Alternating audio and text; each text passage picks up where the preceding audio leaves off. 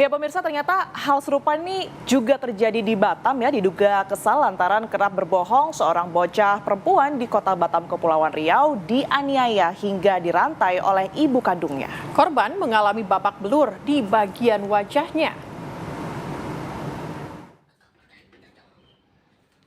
Ya Allah sih Pa, kok diapain sama mamaku sampai kayak gini sih Pa?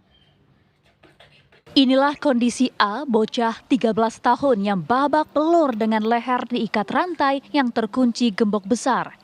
Korban AS terlihat menahan kesakitan serta ketakutan saat tetangga berusaha menyelamatkannya. Kenapa lu sih Pa? Bocah kelas 6 SD mengaku dianiaya oleh Zuraida yang merupakan ibu kandungnya sendiri. Mamaku sih Pa. Usai diselamatkan, polisi langsung menangkap pelaku di rumahnya di kawasan Bengkong, Harapan, Kota Batam. Kepada polisi, pelaku Zuraida merasa kesal karena anaknya kerap berbohong dan suka kabur dari rumah bahkan tak pulang berhari-hari. Hal itu dilakukan untuk mendisiplinkan anaknya. Puncaknya, pelaku menyuruh korban menghafal ayat pendek Al-Quran. Jika tak hafal, korban dilarang masuk sekolah. Untuk bisa menghafal bacaan Al-Quran, korban diam-diam memakai ponsel pelaku yang sedang tertidur lelap. Dari keterangan si anak itu memang keterangannya dia dikarenakan tidak menghafal ayat hafalan agamanya sampai dia diberikan hukuman yang seperti itu, dan juga dikarenakan dia ada menyembunyikan handphone mamanya. Cuma setelah kita tanya sama anaknya, dia ngambil handphone itu, dia sengaja buka YouTube untuk mencari hafalan itu, seperti itu. Jadi dia pengen mengingat-ingat dari situ juga, seperti itu. Polisi berencana memberikan pendampingan psikologi anak kepada korban dan menyerahkan korban ke shelter pelindungan anak Kota Batam, Kepulauan Riau. Sedangkan pelaku ditahan di Mapolsek Bengkong untuk mempertanggungjawabkan perbuatannya. Dari Batam, Kepulauan Riau, Alboin, TV One mengabarkan. Pemirsa, untuk mengetahui lebih dalam kasus ibu kandung yang tega memukul dan merantai anaknya sendiri, kami sudah terhubung dengan Kapolres Barelang, ini Kombes Pol Heribertus Ompusungu. Selamat siang, Pak. Pak Kapolres, selamat siang. Selamat siang, Tiara, Pak Celia. Oke, baik. Bapak, boleh diceritakan bagaimana kemudian kronologi dan perkembangan dari kasus ini? Silakan, Pak. Ya, jadi sementara kita sudah mengamankan sang ibu. Kemudian si anak sudah kita berikan kepada anak yang tepat aman, sudah cukup pengobatan yang psikolog. Perkembangan untuk pelaku itu sendiri, kita terus ekspor pertanyaan-pertanyaan karena anak ini ada 3 yang SMA dan sama teman. Kita mau masih ekspor pertanyaan ibu ini, apakah merasa kesal karena ditinggal suaminya. Suami istrinya ini seorang pelaut, sedangkan dia sendiri ada berjualan kecil-kecilan.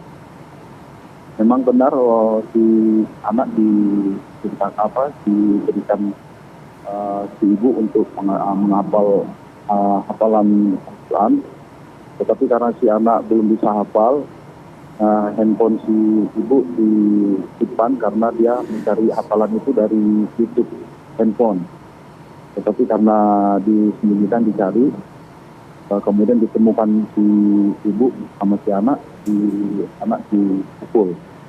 Keterangan dari si anak sendiri kerap sekali memang kalau ada kesalahan sedikit itu langsung main full. Dan untuk sementara si anak merasa trauma, ya.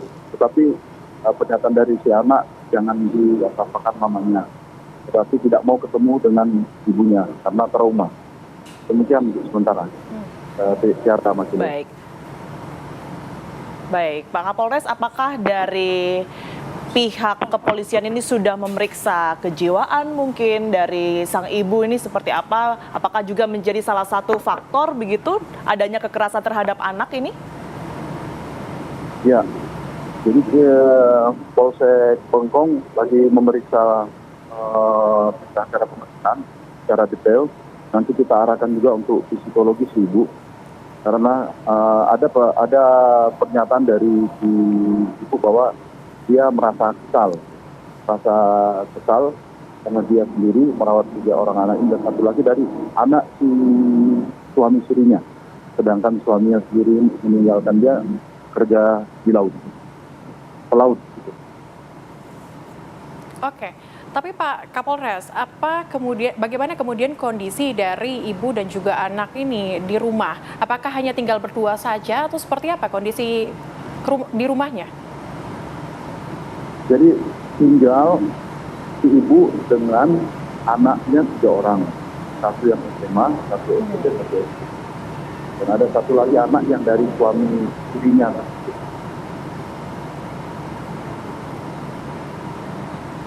Demikian. Oke, baik. Baik. Untuk kondisi dari sang anak sendiri seperti apa? Karena tadi kan sempat dijelaskan juga bahwa sebenarnya mengalami trauma mendalam, langkah yang kemudian ini dilakukan oleh pihak kepolisian mungkin atau kedokteran terkait untuk menyembuhkan trauma sang anak ini seperti apa, Pak Kapolres? Jadi kita sudah bekerja sama dengan PPA, kemudian Perlindungan Perempuan dan Anak Kota Batam. Ada rumah perawatan yang sudah cukup baik di Batam untuk kedokteran, baik nanti perawatan psikologinya, fisikisnya, kemudian perawatan untuk kesehatannya sudah dimonitor dan akan di follow up terus sampai nanti si anak sembuh. Demikian. Oke. Pak Kapolres, tapi pasal apa yang akan dikenakan kepada sang ibu dan juga hukumannya berapa lama, Pak? Untuk si ibu sendiri akan kita kenakan pasal 80 ayat 1 Undang-Undang Republik Indonesia nomor 35 tahun 2024 tentang perubahan atas Undang-Undang nomor 23 tahun 2002 tentang perlindungan anak, atau pasal 351 ayat 1 KUHP pidana dengan ancaman pidana 3,8 tahun dan 2,6 tahun. Demikian. Baik, terima kasih Kapolresta Barelang sudah bersedia untuk live di Apa Kabar Indonesia Siang. Tentu kita harapkan penanganan yang serius terhadap kasus ini dan juga tidak terjadi lagi. Terima kasih Pak Kapolres, sehat selalu. Baik.